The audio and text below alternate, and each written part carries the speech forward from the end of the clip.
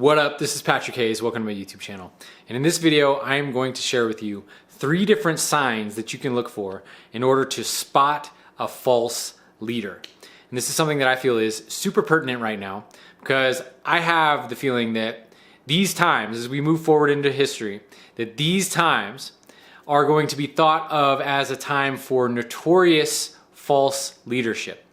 And, you know, with all of the different gurus that are being outed, with all of the different leaders of companies that are bamboozling their shareholders and the population and their customers, that false leadership is absolutely up right now. And being able to spot false leadership is a very keen skill to develop. So what I'm going to do in this video is I am going to go over some of the different character traits that people possess that influence other people to identify them as leaders, so that we can see what it is that's actually making us feel as if this seems like a powerful leader or a good leader. And then what I'm going to share with you at the end of the video is the 3 different signs to look for in leaders to be able to spot if they are a false leader. So stick around to the end of this video and it's going to be crystal clear to you. Okay, so in getting started, what are the different character traits? What are the different qualities that human beings admire in others or observe in others that influences them to feel as if that's a good leader? Well, I think there's 3 base qualities that we can look at. 3 base, I don't know if quality is even the right word, 3 different things that you can see in somebody else when you're analyzing them that can kind of give you a good sense that, you know what, this seems like it's a leader. One is that the person is extremely confident about what they speak about. So they speak with conviction. They're sure about what they say. They don't waver in the way that they speak. They're very clear and direct, and they express what they believe with a strength, right? With a gravitas. And so this is something that is a quality of a leader, you know, being able to speak clearly about it. Now, the second thing is that not only do they speak clearly about what their beliefs are and what they stand for, but they actually appear to walk the talk. So when you look at what they're saying, you're thinking, wow, well, they're confident in what they're saying. They seem like they know what they're talking about. They're very confident about it. They really believe in themselves. And when I look at their actions too, their actions look like they're congruent with what they're saying. So those are the first 2 things that people are looking for.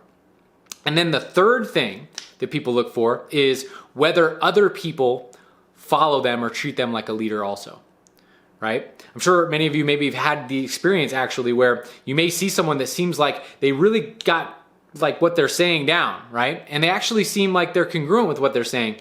But then you see a bunch of other people that are like, this guy doesn't know what they're talking about. There's a lot of people saying that, and then you maybe doubt that person.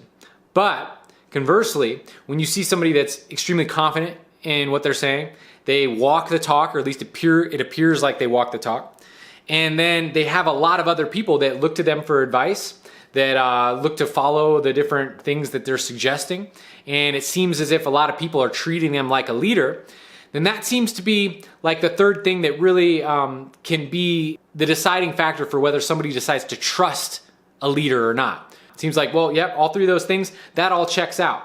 I trust that person. It seems like they're a good leader. They got a lot of people following them. They know what they're talking about. It seems like they're confident about it. They're in alignment with what they say. Feels good, feels good. Now, the problem with this is that while these are the qualities of a true leader, at the same time, these can be simulated. So just because somebody has these qualities does not mean they're actually a good leader. It means that they might be good at simulating that. So how do you know the difference? And so what I want to share in this video is what are the things that you can spot in somebody that can indicate that maybe this is a false leader. They have all those qualities I first mentioned, but you can try to read in between the lines, look at a few other things that may indicate or be a telltale sign that this person is actually a false leader. Actually, maybe they're manipulative, maybe they're using their leadership for selfish means. They're not actually truly out for what they say that they're out for. All these kinds of different things. So the first thing to look for is the intentional self-aggrandizement of a leader type figure. Somebody that works to either create an environment intentionally or to do subtle things when they're around other people that signal or indicate in a way that they are of higher status or they are more important than other people. And there's a lot of different ways that people can do this. Some of the really common ways that I've seen people do it is do things like speak in a way where they're speaking down to people subtly.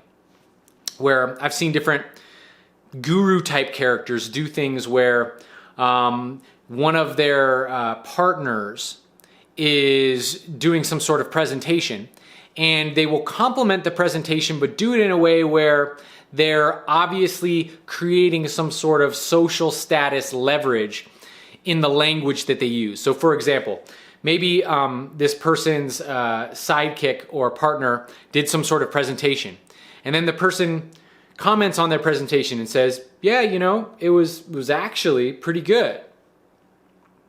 And they'll say it in this is subtle, but they'll say it in that kind of way. It was actually, you know, it was actually good. It was actually good. And what that's indicating is that the so-called leader didn't believe in his partner.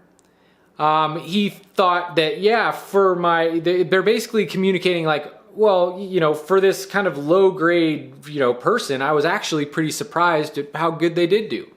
But I wasn't expecting very much from them. That's kind of the underlying communication when it was expressed in that way. This is actually something I witnessed. When it was expressed in that way, it was actually pretty good. And these kinds of things are actually used all the time in social dynamics. You have people that are using language in a way that kind of leverages themselves in order to make them feel more high status than other people. And this is something that false leaders will do in order to escalate or elevate their status in a particular environment or with a particular group of people.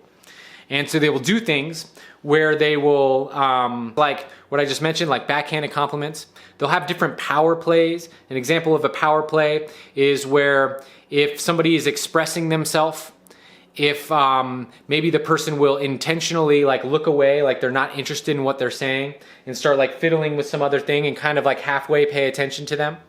That's one way of doing it. Another way is, you know, while somebody's like expressing something, they may, you know, like draw the attention of the conversation to another thing to take the wind out of the sails of the person that's talking. Another thing that actually is done quite commonly is if somebody makes a statement, I'm just going to make something up like this.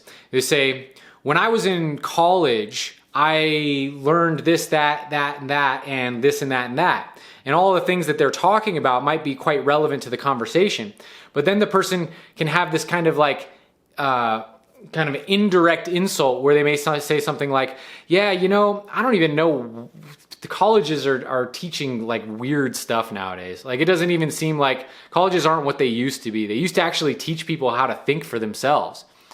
And they'll say something like that, which is like an indirect insult to the person. So you say all these kinds of different things are kind of like social leveraging techniques that people use in order to kind of dominate a group of people that maybe don't believe in themselves as much. And sometimes this stuff happens naturally because people get distracted and, you know, that's just the way it is. But other times you can see when an individual is actually doing this on purpose in order to create like an elevated status. So it's like a way of kind of like keeping your people down so you can be like the powerful one. And this is something to look out for in false leaders. So number two, another thing, a really common thing that has to do with false leadership.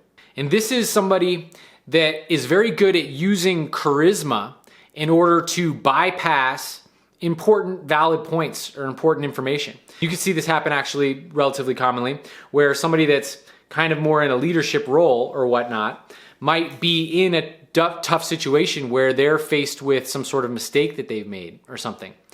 And you can see that oftentimes some of the techniques for avoiding that is using frame control techniques to kind of shift the attention into different spaces or kind of like use their leverage or seniority in order to kind of skip over or bypass the mistake that they've made.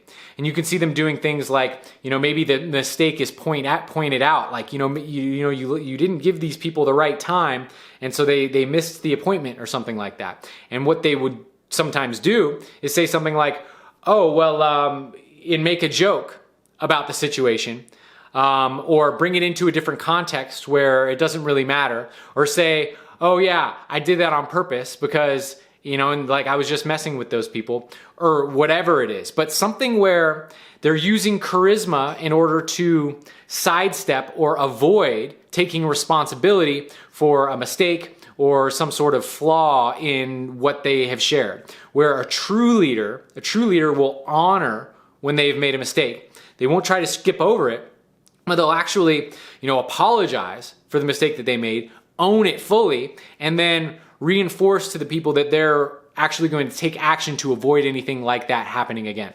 That's what a true leader would do. And a true leader, speaking back to the first thing, a true leader doesn't boost their own, they don't self-aggrandize themselves and boost their own status at the expense of other people. But actually you will see them doing the reverse, where they're pumping other people up. They're making other people big. They're getting other people to feel more confident about themselves. They're not dissing them in order for them to remain king. They're lifting their people up. This is a quality of a leader. So you want to keep your eyes open for that. Now, the third thing to look for that can help you spot a false leader is you can look at the company that this leader holds. And you can evaluate whether the people that are around him on a regular basis, whether they're all yes people. They used to use the term yes men, but it'd be yes men and yes women. Are they all yes people that basically agree with everything they say and do whatever they tell them to do? Or does it seem like he's in a group of people where there's a good number of equals, where like he has a council or she has a council, and that council, he or she respects the council that's around them and feels as if there's an equality amongst that council. Because one of the things that false leaders do is they surround themselves with people that are yes people, that will do anything they say. And so that they won't be argued with, so that whatever they want, it always goes their way. And the problem with that is that anybody that gets into that kind of situation kind of spirals into this ego trip. Like they can't be wrong and no one will ever dare step up and say anything about it. And so it's good to notice whether people have balanced relationships, equal relationships with other key players that are involved in whatever movement or organization that they're involved in. And if they don't, and it's all yes people, that is a red flag. So you want to preferentiate towards people that have more of a sense of community, more of a sense of mutual respect, where they really, where there are people around them that are willing to speak up and say, hey, I think you might not be thinking about this correctly. And then the leader actually is humble and listens to what the person's saying. This is the sign of a good leader. And also, another sign of a good leader is somebody that will sacrifice their own comforts for the greater good of the group. This is something that's rare, but it's something that a really powerful, strong leader does, where they sacrifice their own comfort for the greater good of the group. One of the things I've heard about Elon Musk is like the first one in there. He's like underneath cars. He's like working on the cars himself too. He's not afraid of getting his hands dirty. It's not like he's sitting up there and saying like, you guys do all the work, I'm gonna go play golf. It's like he's getting in there, he's getting his hands dirty, and he's sacrificing his own comfort for the greater good of the group. False leaders oftentimes will do the opposite of that. They start catching, some heat or some stuff starts going down. You'll see them kind of back away and try to buffer the situation by putting their people in front of them. This is very clearly the sign of a false leader, and it's something to be aware of. So that's all I have for you today. Hopefully this video will empower you to have greater discernment when you are evaluating who seems like a kind of leader that you would want to learn from. So thanks so much for tuning in. This is Patrick Hayes. Like, subscribe, share this video with your friends, and I will talk to you next time. One love.